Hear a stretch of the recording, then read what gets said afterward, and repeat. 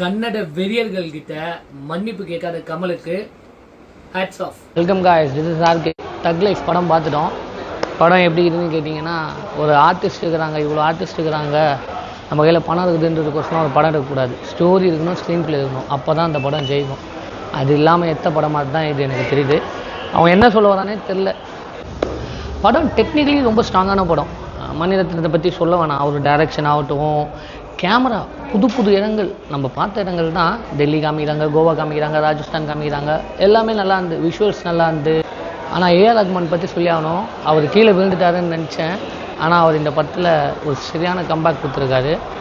25 வருஷத்துக்கு முன்னாலே எப்படி போனாரோ கபாலி அப்படியே திரும்பி வந்துட்டான்னு சொல்லு.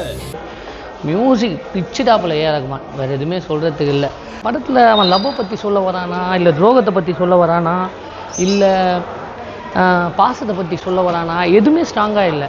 எதுக்கு சிம்பு கமலை எதிர்க்கணும், எதுக்கு அவன் அப்புறமா கமலை இவனை விடணும், இவங்களை எதிர்த்துட்டு அப்புறமா வேணான்னு விடணும், அந்த மாதிரி நிறைய கன்ஃபியூஷன். படம் கிரிப்பிங்காக இல்லை. படம் பார்த்து ஃபர்ஸ்ட் ஹாஃப் போச்சு, செகண்ட் ஹாஃப் படுமொக்க.